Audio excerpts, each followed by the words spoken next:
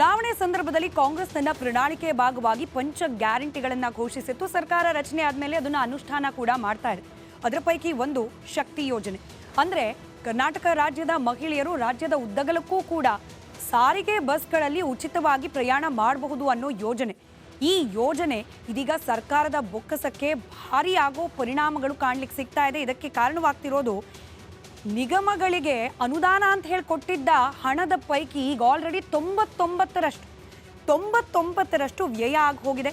ಇನ್ನು ಈ ಆರ್ಥಿಕ ವರ್ಷ ಕಂಪ್ಲೀಟ್ ಆಗಲಿಕ್ಕೆ 3 ತಿಂಗಳು ಬಾಕಿ ಇದೆ, ಹೆಚ್ಚು ಕಮ್ಮಿ. ಈ 3 ತಿಂಗಳು ಯೋಜನೆಯ ಅನುಷ್ಠಾನಕ್ಕೆ ಹೆಚ್ಚುವರಿಯಾಗಿ 1,578 ಕೋಟಿ ರೂಪಾಯಿಯನ್ನ ಅನುದಾನವಾಗಿ ನೀಡಿ ಅಂತ ಹೇಳಿ ಸಾರಿಗೆ ನಿಗಮಗಳು ಸರ್ಕಾರಕ್ಕೆ ಬೇಡಿಕೆಯನ್ನ ಇಟ್ಟಿದೆ.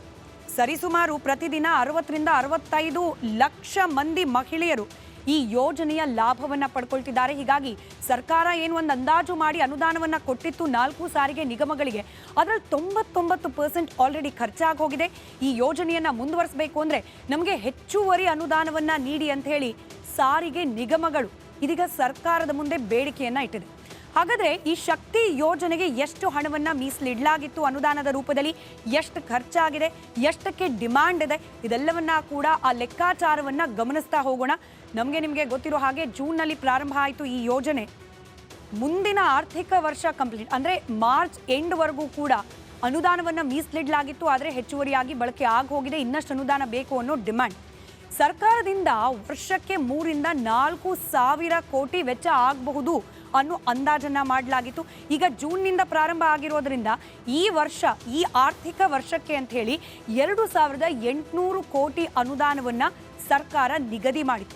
ಈ 2,800 ಕೋಟಿಯಲ್ಲಿ ಅಂದರೆ ಜೂನ್ನಿಂದ ಪ್ರಾರಂಭವಾಗಿ ಇಲ್ಲಿವರೆಗೂ ಆಲ್ರೆಡಿ 99% ಅನುದಾನ ಖರ್ಚಾಗಿ ಹೋಗಿದೆ ಅಂತ ಹೇಳಿ ಸಾರಿಗೆ ನಿಗಮಗಳು ಲೆಕ್ಕ ಕೊಡ್ತಿದೆ ಸರ್ಕಾರದ ಮುಂದೆ. ಆದರೆ ಈ ಆರ್ಥಿಕ ವರ್ಷ ಕಂಪ್ಲೀಟ್ ಆಗಲಿಕ್ಕೆ ಅಂದರೆ ಏನು 2,800 ಕೋಟಿ ರೂಪಾಯಿ ಮೀಸಲಿಡಲಾಗಿತ್ತು, ಇದು ಕಂಪ್ಲೀಟ್ ಆಗಲಿಕ್ಕೆ ಇನ್ನೂ 3.5 ತಿಂಗಳು ಬಾಕಿ ಇದೆ. ಡಿಸೆಂಬರ್ 15 ನಾವು ಲೆಕ್ಕ ತೆಗೆದುಕೊಂಡ್ರೂ ಕೂಡ ಡಿಸೆಂಬರ್ 15 2,750 ಕೋಟಿ ಖರ್ಚಾಗಿ ಹೋಗಿದೆ. ಬಾಕಿ ಉಳಿದಿರೋದು 50 ಲಕ್ಷ ಮಾತ್ರ. ಪ್ರಸಕ್ತ ಆರ್ಥಿಕ ವರ್ಷ ನಾನು ಹೇಳಿದ ಹಾಗೆ ಕಂಪ್ಲೀಟ್ ಆಗಲಿಕ್ಕೆ ಬಾಕಿ 3.5 ತಿಂಗಳುಗಳಿದೆ.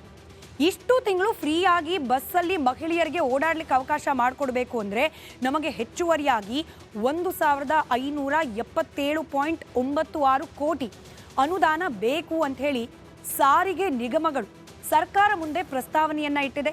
ನಿಗಮಗಳು ಸಲ್ಲಿಸಿದ ಪ್ರಸ್ತಾವನೆಯಂತೆ ಸರ್ಕಾರ ಅನುದಾನವನ್ನು ಕೊಟ್ಟರೆ ಮಾತ್ರ ಮಹಿಳೆಯರ ಈ ಶಕ್ತಿ ಯೋಜನೆ ಫ್ರೀಯಾಗಿ ಏನು ಬಸ್ನಲ್ಲಿ ಓಡಾಡೋದು ಅದು ಅನುಕೂಲ ಆಗುತ್ತೆ. ಇಲ್ಲದೆ ಹೋದರೆ ನಿಗಮಗಳಿಗೆ ಭಾರಿ ಪ್ರಮಾಣದಲ್ಲಿ ನಷ್ಟ ಆಗೋದು ಶತಸಿದ್ಧ. 9 ತಿಂಗಳು 20 ದಿನ ಅದರ ವೆಚ್ಚ ಎಷ್ಟಾಗಿದೆ ಅನ್ನೋದನ್ನು ನಾವು ಗಮನಿಸ್ತಾ ಇದ್ವಿ. ಸರಾಸರಿ ಲೆಕ್ಕ ಹಾಕಿದ್ರೆ 9 ತಿಂಗಳು 20 ದಿನಕ್ಕೆ 4,377.96 ಕೋಟಿ ವ್ಯಯ ಮಾಡಿದಂತೆ ಆಗುತ್ತೆ. ಈ ಪಂಚ ಗ್ಯಾರಂಟಿಗಳ ಅನುಷ್ಠಾನದ ಸಂದರ್ಭದಲ್ಲೂ ಕೂಡ ಆರ್ಥಿಕ ಲೆಕ್ಕಾಚಾರಗಳನ್ನು ಮಾಡಿ ಸರ್ಕಾರ ಇದನ್ನು ಅನುಷ್ಠಾನಕ್ಕೆ ತರ್ತಿದ್ಯಾ ಅನ್ನೋ ಕೂಗು ಬಹಳ ಚರ್ಚೆಗೆ ಒಳಪಟ್ಟಿತ್ತು. ಈಗ ಈ ಶಕ್ತಿ ಯೋಜನೆ 1ರಿಂದಲೇ ಕೊಟ್ಟ ಅನುದಾನ ಖಾಲಿಯಾಗಿದೆ. ಹೆಚ್ಚುವರಿ ಬೇಡಿಕೆಗೆ ಇಟ್ಟಿರೋದನ್ನು ಗಮನಿಸ್ತಾ ಇದ್ರೆ ನಿಜಕ್ಕೂ ಕೂಡ ಮುಂದಿನ ದಿನಗಳಲ್ಲಿ ಸರ್ಕಾರಕ್ಕೆ ಇದು ಭಾರಿ ಪ್ರಮಾಣದಲ್ಲಿ ಸರ್ಕಾರದ ಬೊಕ್ಕಸಕ್ಕೆ ಭಾರಿ ಪ್ರಮಾಣದಲ್ಲಿ ಆಘಾತವನ್ನು ಉಂಟು ಮಾಡುತ್ತಾ ಅನ್ನೋ ಅನುಮಾನ ಸಹಜ. 2024-25ನೇ ಸಾಲಿನಲ್ಲಿ 5,400 ಕೋಟಿ ವೆಚ್ಚ ತಲುಪುವ ಸಾಧ್ಯತೆ ಇದೆ. ಇದನ್ನು ಭರಿಸಲಿಕ್ಕೆ ಸರ್ಕಾರ ಸಿದ್ಧವಿದೆಯಾ? ಯಾವ ರೀತಿಯಾಗಿ ಅನುದಾನವನ್ನು ಅಂದರೆ ಆ ಸಂಪನ್ಮೂಲವನ್ನು ಕ್ರೋಢೀಕರಣ ಮಾಡಿಕೊಳ್ಳುತ್ತೆ ಸರ್ಕಾರ ಅನ್ನೋದನ್ನು ನಾವು ಕಾದು ನೋಡಬೇಕಾಗಿದೆ. ಇದು ನಾವು ಕೊಡ್ತಿರೋ ಲೆಕ್ಕ.